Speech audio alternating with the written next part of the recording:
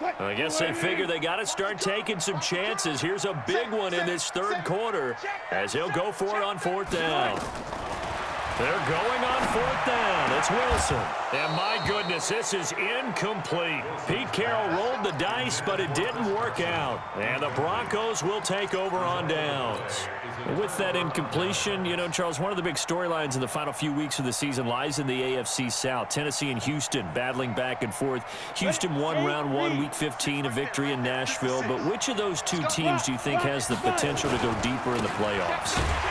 Well, Tennessee just lost at home to Houston, and now we'll have to go on the road to play them again in Week 17. So I would say, on the surface, you would think Houston. They have the quarterback as well in Deshaun Watson that scares everyone.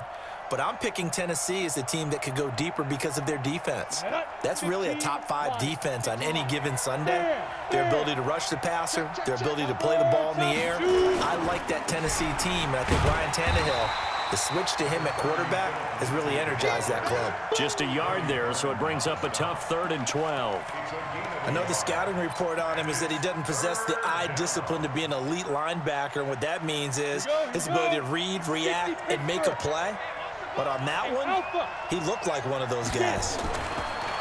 They look to throw. It's Locke. He's got his tight end Fant. That's good for 28 yards. And the key number on that play, 3. Third play of the drive, 3rd down, spectacular catch, turns into a first down. First down saves him from a 3 and out.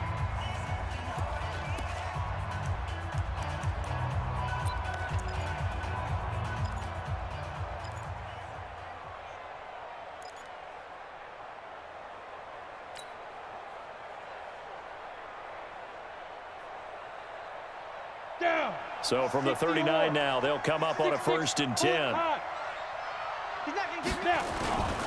They'll run on 1st down. It's Lindsey, and able to get a couple as he's across the 40 to the 41.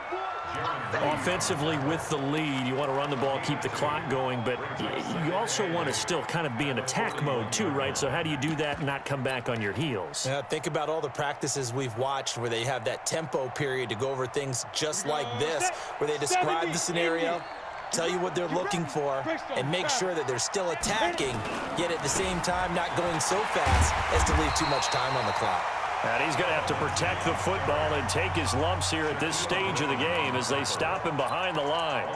An interesting and intriguing decision there defensively because they kept extra DBs on the field despite seeing the multiple tight end look that came out for the offense. I thought they were going to switch out, but I didn't know if they felt they didn't have time or what the case was. Well, in any event, the extra speed allowed for great penetration as they stuffed that one behind the line of scrimmage.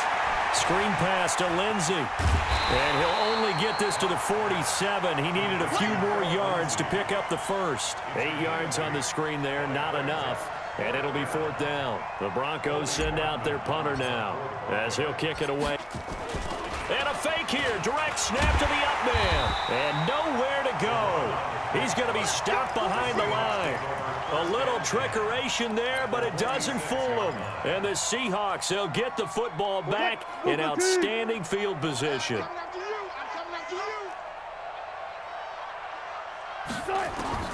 They'll throw on 1st down with Wilson. Gets it to Gordon. 5 yards on the catch there, brings up 2nd down. At this stage, this drive's got to be touchdown or bust because you need 2 of them. And if I'm the offensive play caller, I'm not just looking at my dagger plays downfield. I'm looking at some of my specials, something that can fool them and give you a big play now. With a sense of urgency. No doubt. Throwing again on 2nd down. Wilson over the middle, complete. It's Wilson. And he's got this down almost to the 20 before he's dropped. 19 yards the pickup there. Move the chains. Throwing now, Wilson on 1st down. And he's got it. Caught in the end zone for the Seahawk touchdown. Josh Gordon there to make the grab as his guys are back within a single score. So they get the score still down, but bottom line is they kept themselves in the game. They did keep hope alive, Brandon. That's exactly what they did. Now they've got to deliver and finish things off.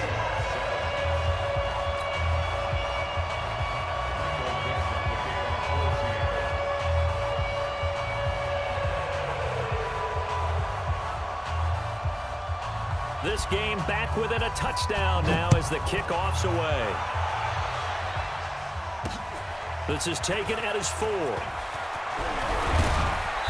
And he's up across the 25 and down at the 28-yard line.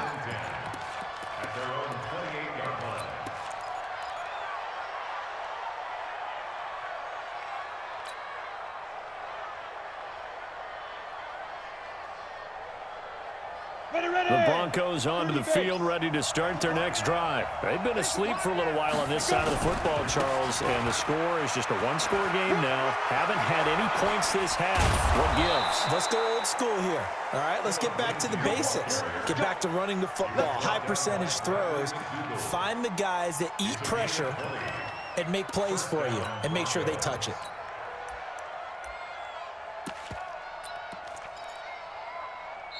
And this defense here going to burn their second timeout. But you can also factor in another timeout that they'll get when the clock stops at the 2-minute warning. They're not totally home free yet, but it's looking good as they come up 1st and 10. They'll run with Booker. He's got the first down and more inside the 40. And finally wrestled down at the 8-yard line. A big run that time out of Booker. 44 yards. I'm assuming it's football on the ground, right? I would think so because you're looking at the clock. That's in your favor. You're looking at the geography of the field, right? Where you are, that's in your favor as well. Keep it on the ground. Keep pounding. Run that clock down. You got everything working in your direction.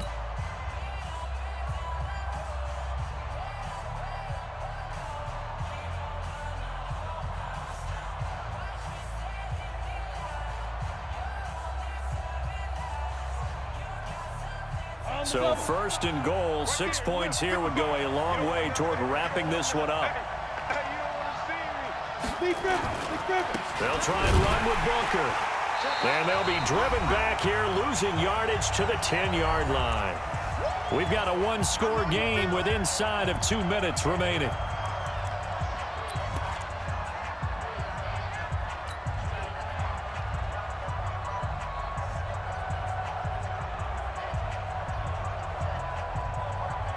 So it's Bronco football as we get you reset here. They've got it 2nd and goal now as they look for that final dagger. On 2nd down, it's Freeman, and he'll take it into the end zone for a Denver score. A 10-yard touchdown run, and the Broncos push further out in front. Well, it'd be real easy to say that they are firmly in control right now, but I'm looking at your face and I'm thinking I've got to be careful with that. Well, it's a 2-score game. You're inside of 2 minutes. I think you can breathe relatively easily now. Yeah, you can, but still, you got to stay vigilant. Can't give up anything cheap and easy. That could put you in some jeopardy. Extra point from McManus is good. And it's now 21-7. After the touchdown, here's McManus now to kick it away. And they will not get a chance to return this one as it's through the end zone for a touchback.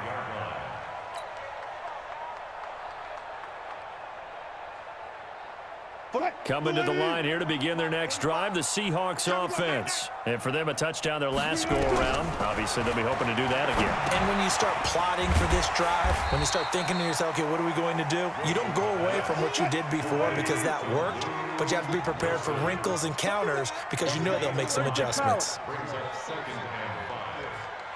45. Mike, 45. I got it. Let's go double count right here, double count. Bang out. Looking to throw again on 2nd down. Wilson. And that's incomplete. Josh Gordon, the intended receiver. And it's 3rd and 5.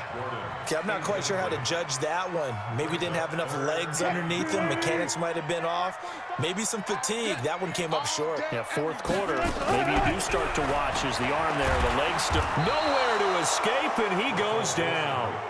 Mike Purcell in there to drop him as that clock continues to run. Now it's Wilson. And no, it's incomplete. They had to go for it with such little time remaining, and the Broncos are going to get...